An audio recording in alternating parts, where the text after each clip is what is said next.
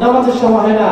আরে বান্দা, যে আল্লাহ তাআলা তোমাকে এত মেহেরবানি করে, যে আল্লাহ তাআলা নিজ হাতে তোমাকে শেষ নবীর উম্মত হিসেবে এত দামি করে, যে আল্লাহ তাআলা তোমাকে আমাকে এই দুনিয়াতে প্রেরণ করছে, সে আল্লাহ তাআলাকে তুমি 24 ঘন্টার ভিতরে তুমি একটা ঘন্টার সময় কি সে আল্লাহর রাস্তায় দিতে পারো না? একটা বার কি সে আল্লাহর কথা তোমার মনে পড়ে না? একটা বার কি মনে হয় না যে আল্লাহ তাআলা আমাকে এত দয়া করে বানিয়েছেন, আমাকে রিজিক দিচ্ছেন, আমি যখন যা চাচ্ছি আল্লাহ তাআলা ব্যবস্থা করে দিতেছেন, তারপর আমরা আল্লাহ তাআলাকে নাফরমানি করি, আল্লাহ তাআলা নাফরমানি করতেছি। এদিকে নামাজের আযান হচ্ছে, তোমরা সালাতে আসো, মুয়াজ্জিন সাহেব মসজিদ থেকে ডাকতেছে, তোমরা নামাজে আসো, সালাতের জন্য আসো।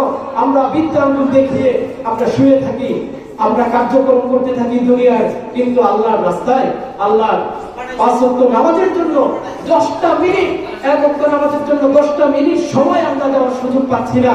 আরে ভাই, আজকে আপনার কাছে সারাদিন 24 ঘন্টা সময় আছে, আপনি 24টা ঘন্টাই দুনিয়ার কাজে ব্যয় করতেছে। আজকে এই মুহূর্তে যদি আপনার ইন্তেকাল হয়ে যায়, আগামীকাল আপনার দুনিয়ার অস্তিত্ব থাকবে না, দুনিয়ার কেউ আপনার নাম নেবে না।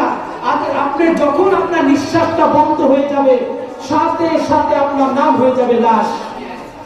তখন আপনাকে কেউ আপনার নাম ধরে ডাকবে না, আপনার সন্তানরাও আপনার নাম ধরে ডাকবে না, আপনার সন্তানরাও আপনাকে বাবা বলে ডাকবে না, তখন আপনার নাম হয়ে যাবে লাশ। সবাই আত্মীয় স্বজন আসবে, লাশ কোথায় আছে, লাশ কোন করে আছে, শেষ বাড়ির জন্য লাশটাকে একবার দেখতে আসবে। এই কারণে ভাইরা আমার, আমি বলি, আমাদের নাম ওই লাশের খাতায় ওঠার আগ পর্যন্ত, আমাদের নাম ওই লাশের খাতায় ওঠার আগ পর্যন্ত আমরা